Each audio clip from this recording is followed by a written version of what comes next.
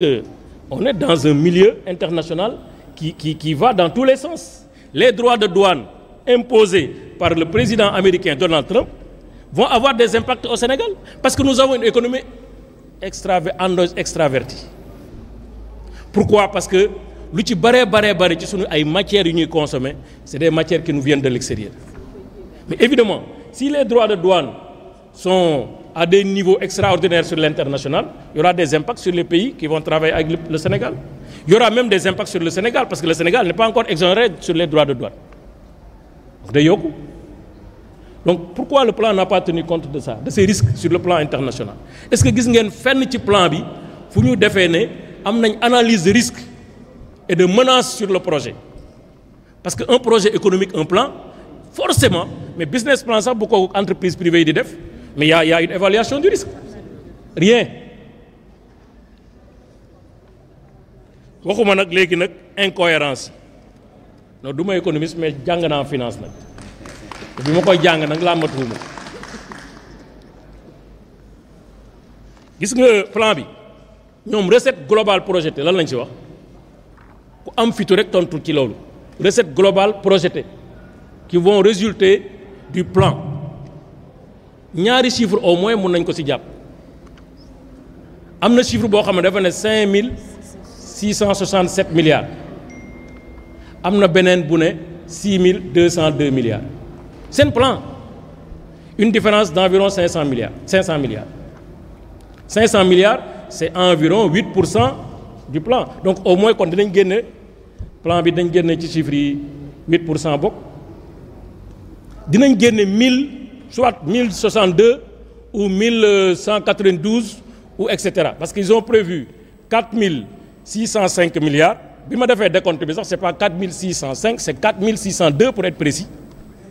Parce que le montant est beaucoup de dollars. Nous avons 50 milliards. Moi, nous avons réduction de la taille de l'État. Dans les documents, c'est 100 milliards qu'ils ont comptabilisés dans les 6202 milliards. Et ils ont dit non, 50 lignes projetées pour l'instant, mais bon, des études sont en cours. Tout est en étude, tout est en cours. Parce que dañuy lambatu.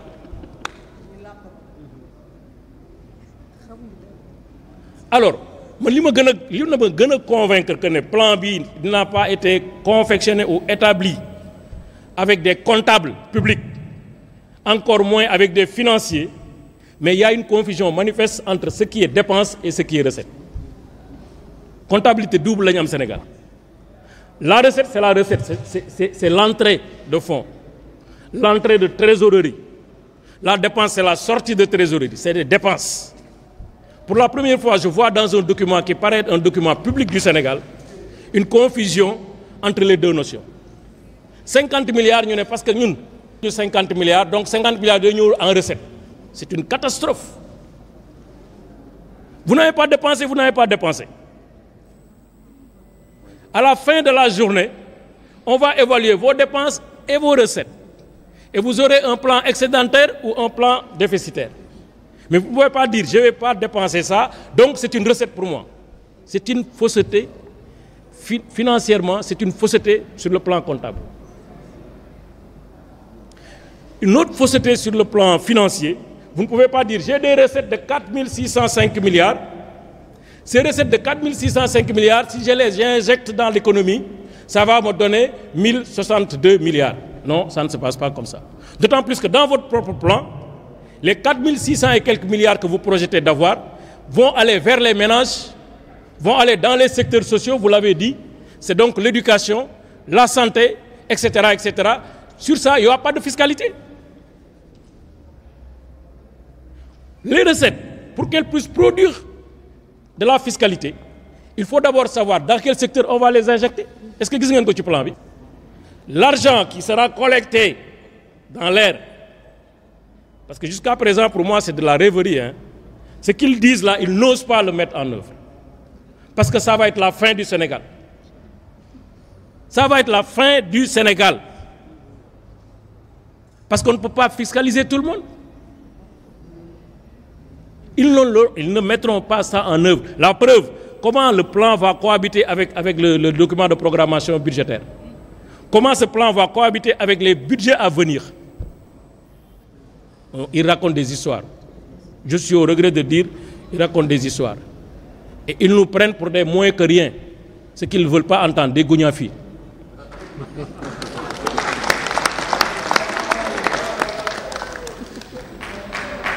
Mais balaa ngay dépenser li ngay am da nga koy jot yow yaa ngi dépenser loo xam ne amagoo ko 4000 et quelques milliards kenn xamul fan nga koy jëlee nga def sa liste rek ne lii nga koy def soo ko jotee 1000 et quelques milliards vous vous dites vous avez 3 chantiers le premier chantier c'est appui aux ménages faut nga jàppale ménages yi comme bourse de sécurité familiale fayatuñ ko 51 milliards sama sœur bi mu mooy corriger moi j'avais dit 35 parce que 35 c'était le départ. Alors que dans la générosité du président Macky Sall yokkaat na RNU bi ba budget bi dem 51 milliards c'était CMU ci loolu la bokkul donc et cetera et cetera et cetera donc ñoom nee nañ loolu la ñu bëgg a dabu ji donc foofu amul fiscalité santé amul fiscalité sociale amul fiscalité et ñaata mooy dem ci social ak appui aux ménages parce que loolu dañ koy retrancher ci 4000 yi si évidemment ces 4000 sont collectés. Donc, il n'y a que l'investissement productif qui peut générer de la fiscalité, ou en tout cas qui peut donner occasion à faire de la fiscalité. Or, jusqu'au moment où je vous parle, personne ne sait dans quel secteur les 4605 ou les 6000 ou les 5000 vont être dépensés. Ensuite, quand vous dépensez de l'argent pour avoir de la fiscalité, selon le secteur, parce que fiscalité, c'est des secteurs. Vous allez dépenser dans les mines, ce que vous dépensez dans les collectivités locales, ce que vous dépensez, etc. Ça dépend de quel est le niveau de fiscalisation de ces secteurs.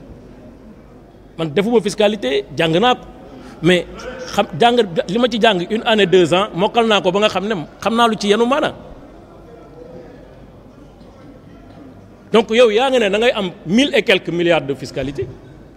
te kenn xamul ban secteur nga koy def pour mu jur 1000 et quelques milliards ban secteur nga koy def ñaata nga ciy dépensé parce que doo jël 4000 yëpp de xanaa dépensé ko di xool sénégalais yi di nga leen jox ñu dund di nga leen subventionné di nga def lii di nga def lii di nga def lii di nga def lii donc si on suppose qu'il y a 50% de l'argent qui seront injectés dans des secteurs productifs donc c'est 2000 et quelques milliards ça ne peut pas produire 1000 et quelques milliards. D'autres incohérences séddale nañu li ñuy jéego ci fiscalité te amaguñu lan moo koy produire biñ koy séddale boo leen xoolee document bi il y a 2 pages qui sont contradictoires autant de chiffres qui sont contradictoires am na boo demee ci page 18 du document nee nañ li ñuy jotee ci fiscalité bi muy 1062 milliards. Première année, 274 milliards lañ ciy dépensé. Deuxième année, 444 milliards. Troisième année, 344 milliards. Soo demee page 28 du même document. te nag duma leen ñun duñu def comme ñoom li ñuy def. Page 29. Même montant yi ñu wax fa la de. Fii, c'est 1555 milliards, recette fiscale. Provenant de l'injection supposée, etc. Après, ils disent, décomposition est la suivante. Première année, 298 milliards. Deuxième année, 482 milliards. Troisième année, 375 milliards de francs CFA. Quel chiffre la ñuy jël lii mooy faux lii mooy maquiller des chiffres lii mooy diffusion de fausses nouvelles. C'est ça. Faux usage de faux, manœuvre frauduleuse, diffusion de fausses nouvelles. Léegi ca foofu laay terminer parce que Abdou xam naa ne il faut mu wax ci yi nga xam ne lu am solo la. Quand vous prenez le plan parce que wax naa leen ñaari chiffre moo ci nekk mais man je prends toujours le plus grand chiffre 6206 milliards. Quelque part dans le même document, ils disent que les montants qui seront issus du recyclage d'actifs sont de 1124 milliards. Loolu ngeen dégg dans le projet, ils disent 90% seront des trucs domestiques. C'est-à-dire que 90% des recettes, pour dem joxe jiko 90% ce sera les recettes domestiques. Mais si c'est le cas, si on sort 90% de ce qu'ils disent, 10% mon fades, 10% ne peut pas constituer le montant du recyclage. Or, ils disent le montant du recyclage est de 124 milliards. Or, 10% de 6 000 et quelques, ce n'est pas 1100 et quelques, c'est 602 milliards. Donc, plan B, confection B, dans la forme, le plan est faux. Dans le fond, les chiffres sont faux. Mais aussi, dans les projections, le plan est irréel.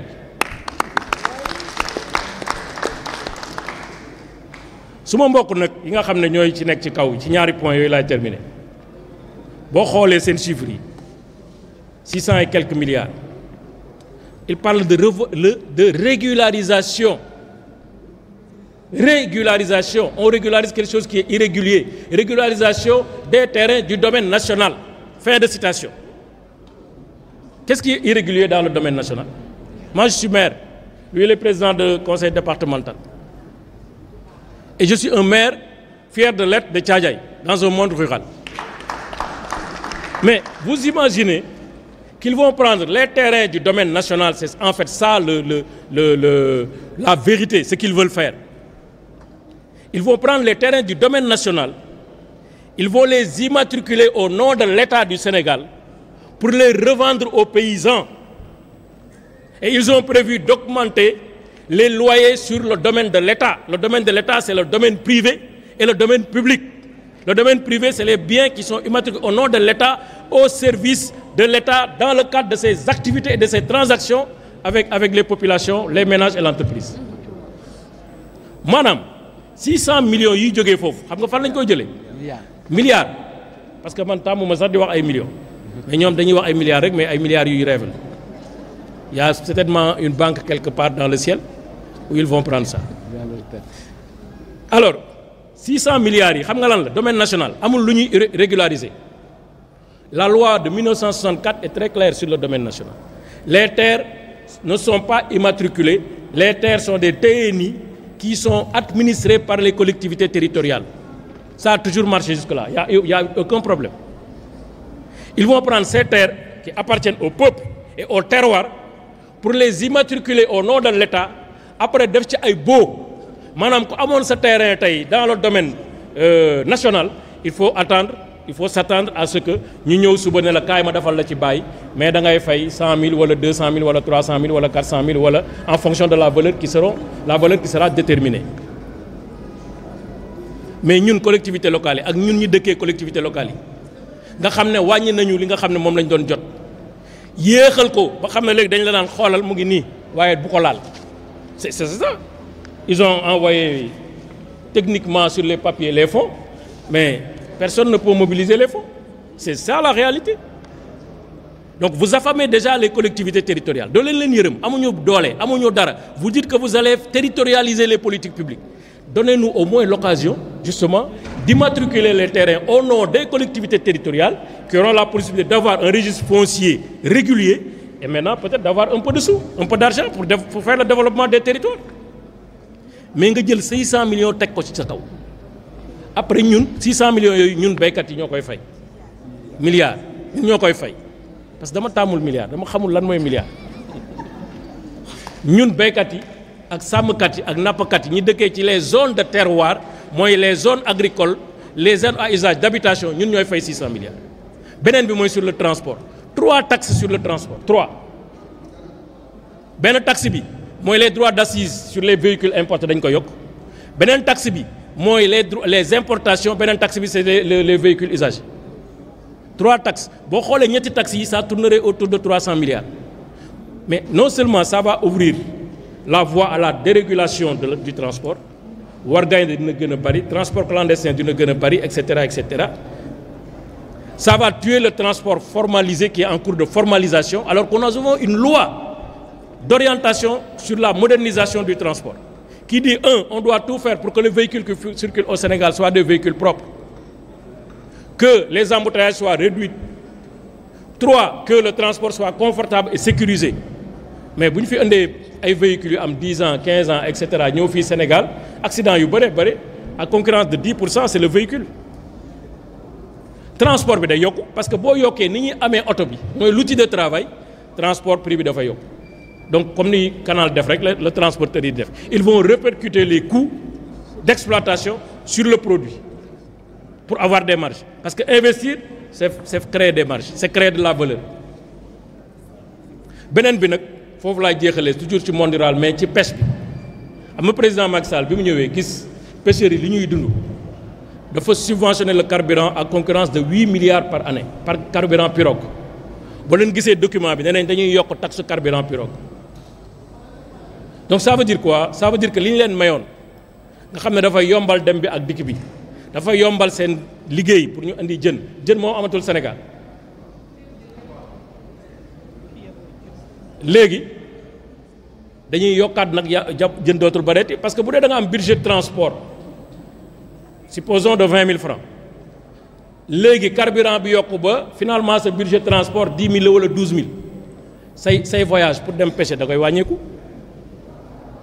Bo pêcher ba ñew pour fay pour jaay li nga pertone ci say trafic ak say quantité de pêche dang koy répercuter. Jeun gëna cher sénégalais bi trinqué. Ñu taxer influenceur, taxer chroniqueur, taxe téléphone bu fiy duggati 200 milliards lañ prévoir pour 240